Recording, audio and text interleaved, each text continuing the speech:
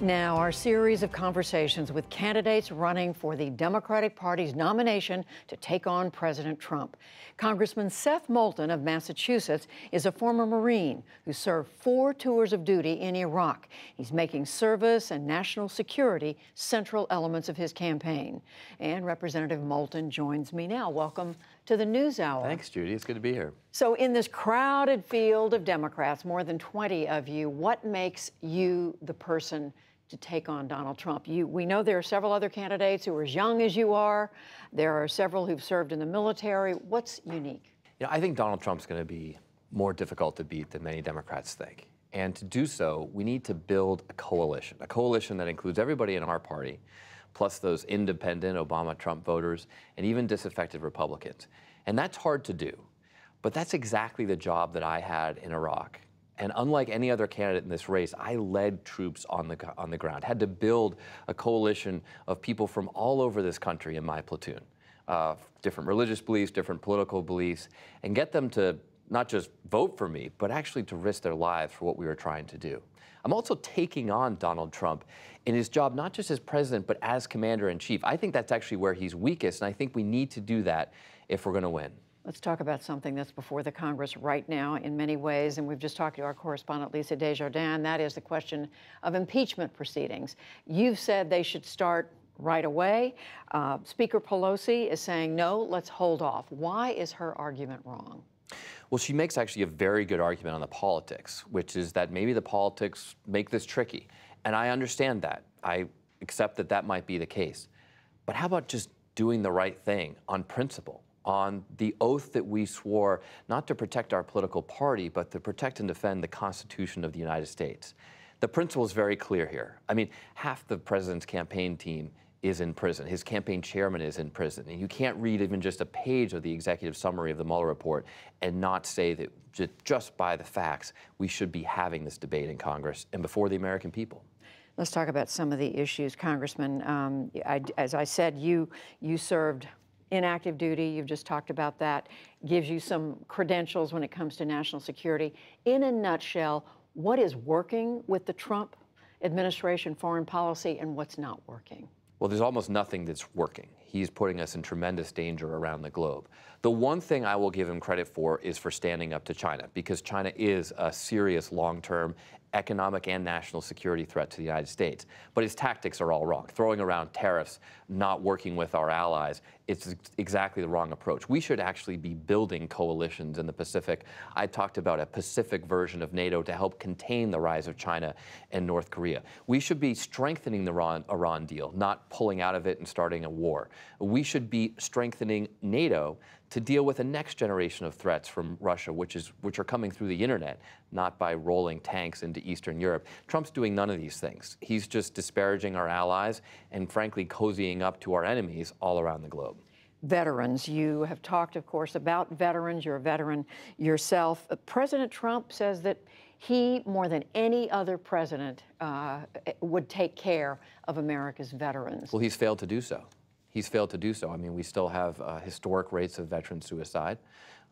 President Trump thinks that patriotism is hugging the flag.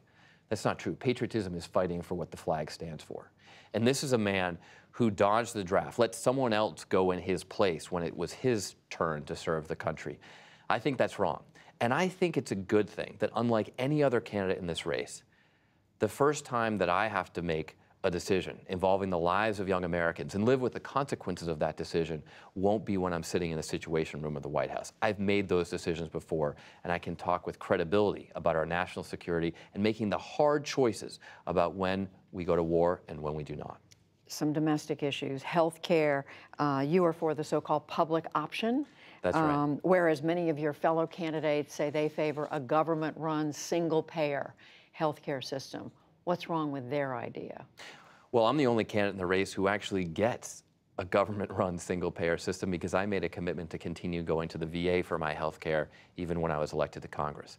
And I've seen the good, the bad, and the ugly of that system. That's why I'm with President Obama in his plan that admittedly was not passed. Congress changed this when they passed Obamacare, but his plan was to have a public option that would compete with private sector healthcare plans. The original plan. That was the original plan. That's what we should have today. I know it because I see it firsthand at the VA. There are some things the VA does well. They negotiate prescription drug prices, which Medicare does not. But I also had surgery at the VA a few years ago and was literally sent home that afternoon with the wrong medications. That's not the health care that everybody in America deserves. The economy, the other Bay State, Massachusetts candidate in the race, Elizabeth Warren, has talked about what she calls a wealth tax, a special tax on people who have assets over $50 million, an annual tax. Do you agree with her about that? It's a nice idea, but it's not going to work. It's been tried other places in the world. You can't enforce it. What we need to do is enforce the tax system to make it fair. Right now, almost every American is paying more taxes than Amazon, Netflix, Delta Airlines combined. There are true inequities in our tax system. What we need to do is make sure that everybody's paying their fair share, not pit the poor versus the wealthy or anything like that, but just make sure that everybody's on an equal playing field.